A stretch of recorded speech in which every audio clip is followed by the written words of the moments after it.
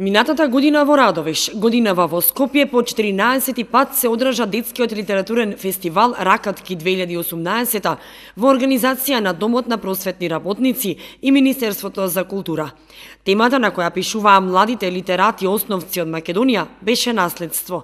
На фестивалот, покрај многобројните учесници од Македонија, учество зеде и ученичката Нада Ефремова од 9-то оделение од Основното училиште Никола Карев од Кочани, под менторство на наставничката Љупка Стојменова, која за својата песна "Скапоцено наследство" ја освои првата награда.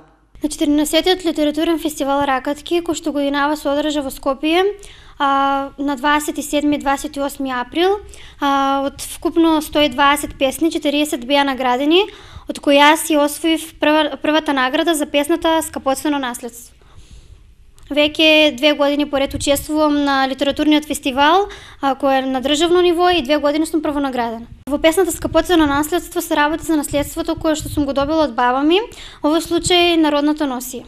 На 8-миот меѓународен фестивал за поезија, пак "Машта и снови", што се одржува во Сремска Митровица, Република Србија, комисијата одлучи наградата за најсликовита песна да ја припадне на ученичката Пандора Манева од Основното училиште Никола Карев. Таа исто така работеше и се подготвуваше под менторство на наставничката по македонски јазик и литература од ово училиште Љупка Стојменова. На 8-миот фестивал "Машти и снови", кој што се одржува во Сремска Митровица, оваа година ќе биде одржан на 29 мај, во кој што сум наградена за песната "Булките и каришините" за најсликовита песна.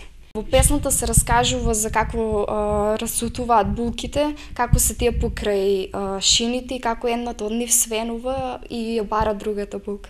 Освен Пандора Манева, на овој фестивал пофалени се и ученичките Нада Ефремова и Михаела Павлова, а наградените своите награди ќе може да си ги подигнат на 29 мај 2018, кога во Сремска Митровица ќе биде одржан овој фестивал.